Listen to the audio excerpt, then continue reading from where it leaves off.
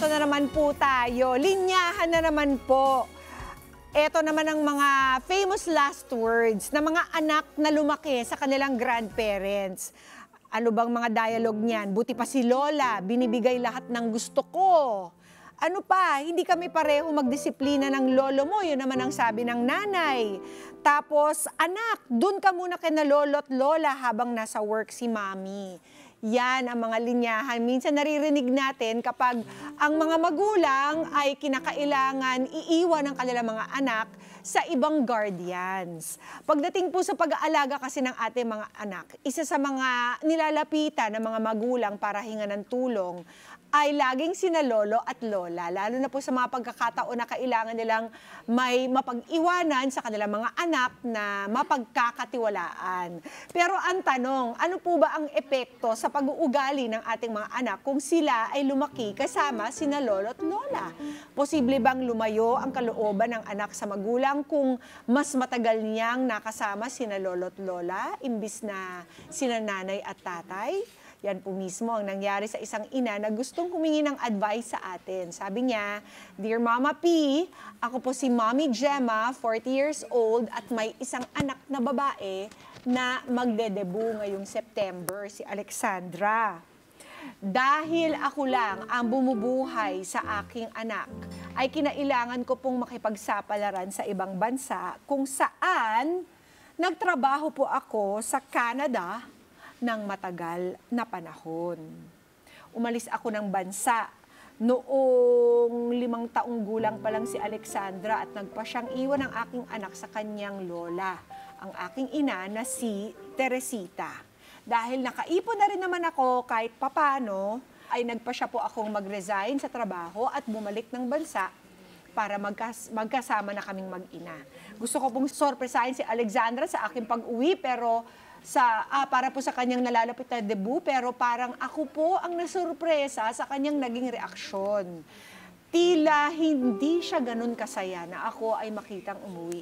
Kahit magkasama na kami sa aming bahay, ay parang magkalayo pa rin kami dahil bihira niya akong kausapin. Pakiramdam ko tuloy ay malayo ang loob ni Alexandra sa akin. Naisip ko tuloy na sana ay hindi ko na lang siya iniwan sa kanyang lola para siya ay alagaan habang nagtrabaho ko sa Canada. Sana po ay mabigyan mo ako ng advice, Mama P, kung ano ang pwede kong gawin para maging malapit at makuha kong loob ng aking anak. Mommy Gemma. Para po tulungan tayo magbigay ng magandang advice kay Mommy Gemma, makasama po natin ang isang child behavior specialist and psychologist na si Dr. Raul Gania. Welcome back po, Good Dr. morning, Raul. Miss P. Good morning po, mga kada.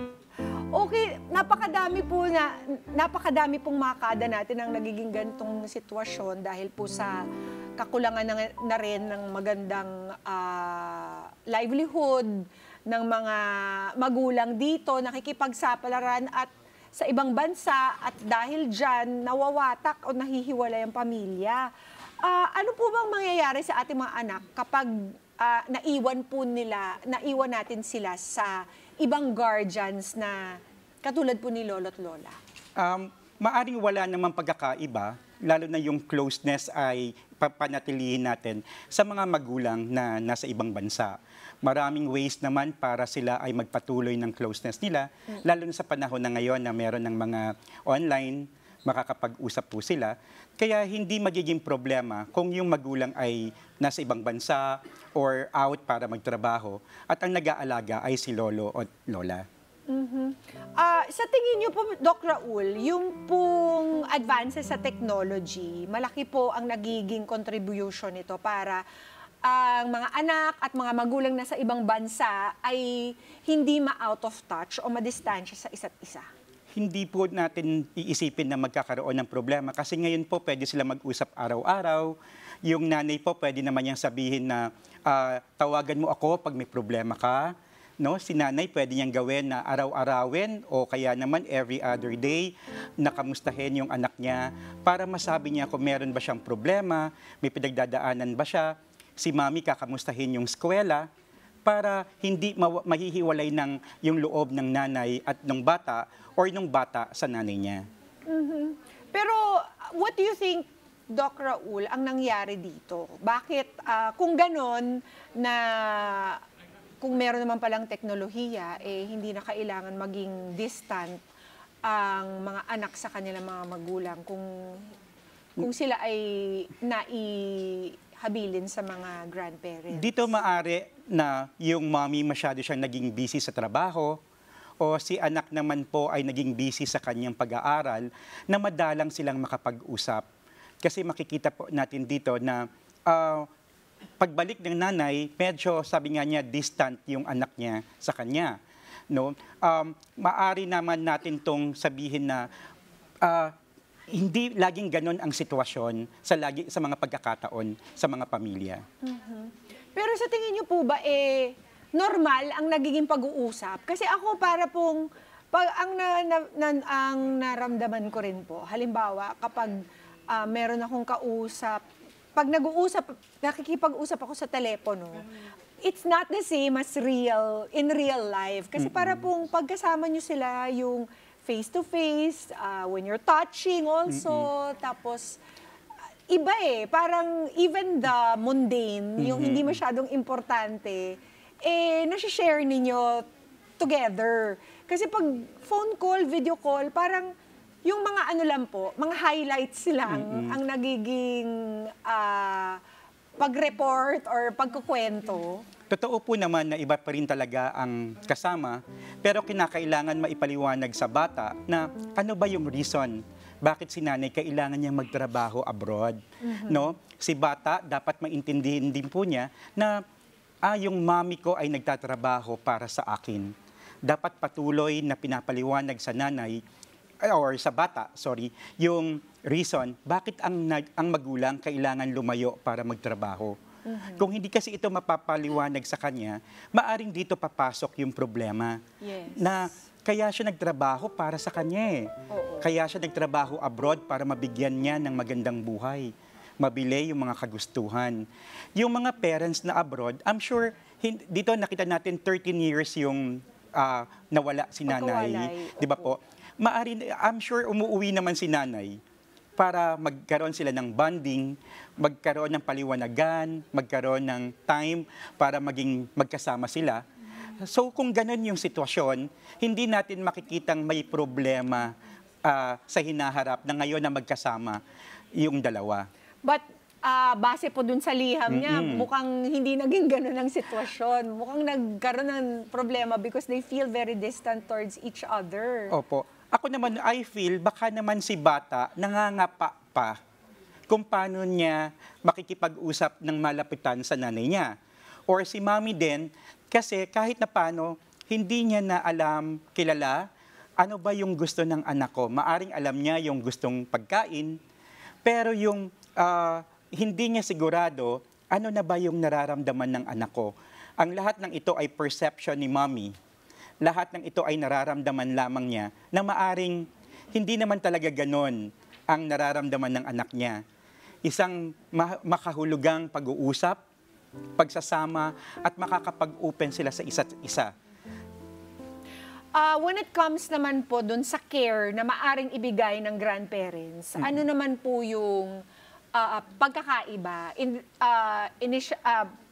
Off the top of my head, meron na tayong pagkakaiba when it comes to the physical limitations, hindi po ba? Kasi kung ang grandparents ay medyo may edad na, ano po yung magiging possible limitations nito? Maraming limitation kung si Lola hindi rin magiging open sa pagpapaliwanag sa kanyang apo na yung nanay mo ay nasa abroad upang ikaw ay mabigyan ng magandang buhay. May mga pagkakataon po na maaring dito makikita natin na ipaliwanag kaya ni Lola yung real reason, no? Kinakailangan lagi nating i-attribute si mommy. Uy, ang mommy mo nagpadala. Uy, ang mommy mo pala kinakamusta ka. Para hindi nawawala yung konsepto na ang mommy ko pala mahal ako, yung mommy ko hinahanap ako, yung mommy kinakamusta kung kamusta ako sa araw na ito. And then also the parenting style has to come into play? Kasi alam natin, or it's common, we normally say that the grandparents are the spoilers, di ba? Opo. Paano po yun? Nasa pagpapaliwanag, minsan marami kaming cases na ganito, na nasa abroad ang nanay na may problema na pala yung bata at pinagtatakpan lang ni lola. No? Or ganito yung nangyayari na kaya kinakailangan ma-realize ng mga lola na yung nanay mahalaga sa kwentong ito. Hindi ka dapat nagtatago sa nanay, hindi ka dapat kasama yung nanay sa pagpapalaki. So, kailangan po ba, halimbawa si Mami, bago siya umalis, isi-seminar niya muna si Lolo't Lola at i-insist niya na yung parenting style niya ang i-adopt din ni Lolo't Lola? Na maaaring malaking problema kasi hindi naman susunod si Lola doon sa bagay na yon, no?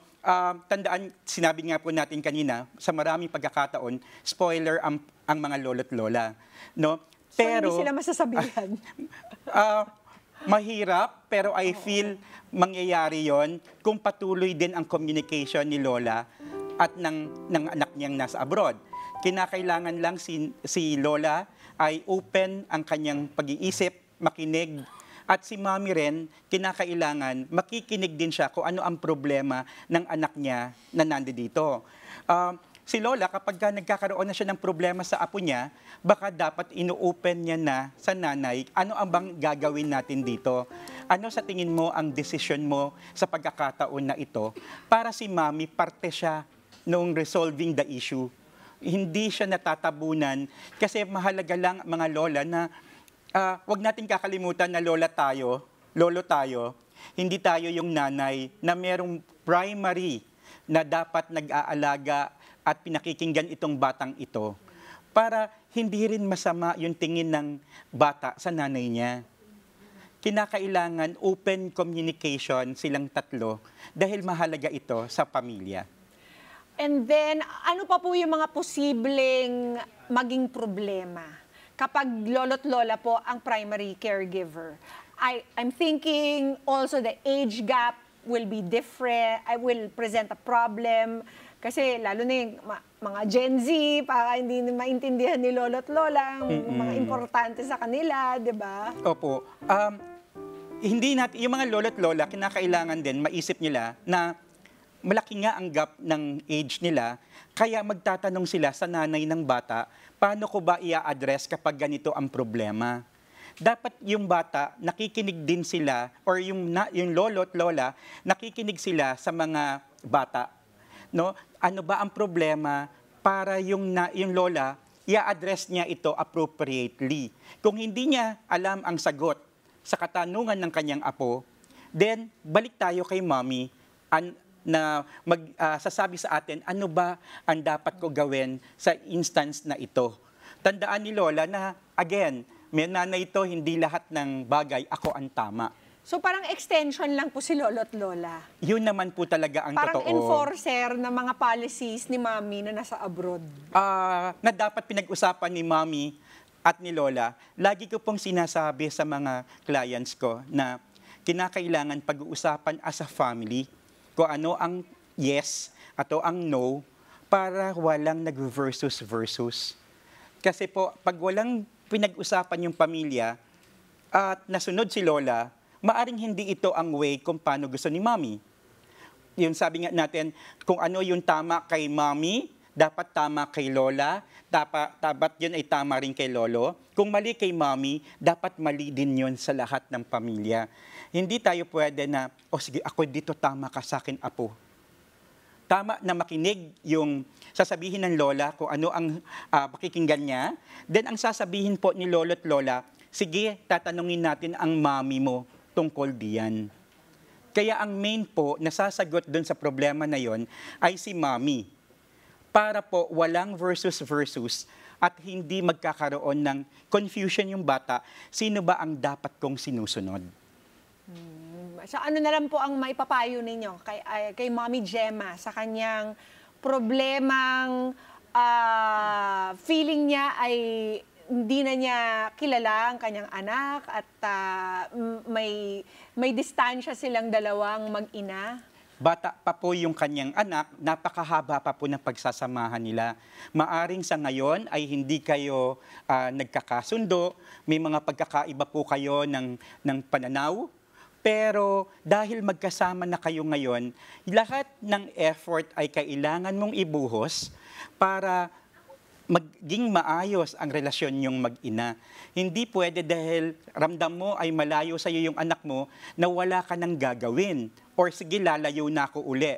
Hindi. Dahil partly ikaw yung may kasalanan, kaya ikaw yung kinakailangan mag-exert ng extra effort para kilalanin mo yung anak mo, alamin ang gusto ng anak mo, at para maging maayos ang inyong relasyon. Maraming salamat po, Doc Raul. At para po sa mga kada nating nais po kayong makontak, saan po ba pwede? Child Center po, nasa West Avenue. Maraming salamat, Doc Raul. At ito naman po ang mga pieces of advice namin para sa iyo, Mami Gemma. Ang first piece of advice, paliwanagan. Kailangan po sabihin mo kay Alexandra ang dahilan kung bakit mo siya kinailangang iwan pansamantala sa kanyang lola. Huwag i-assume na alam niya ang dahilan kaya hindi mo siya naalagaan ng matagal na panahon. Ang ating second P, pasalamatan. Ipaalam kay Lola Teresita kung paano mo na-appreciate ang kanyang nagawa para sa kanyang apo. But at the same time, iparamdam mo rin sa kanya na ngayong nagbalik ka na ay ikaw na ang mag-aalaga sa iyong anak. At ang third P po natin, pagtiyagaan. Huwag pong madaliin ang proseso. Iparamdam nyo po sa inyong anak kung gaano nyo siya na-miss at gaano mo gustong bumawi sa mga panahong hindi po kayo nagkasama.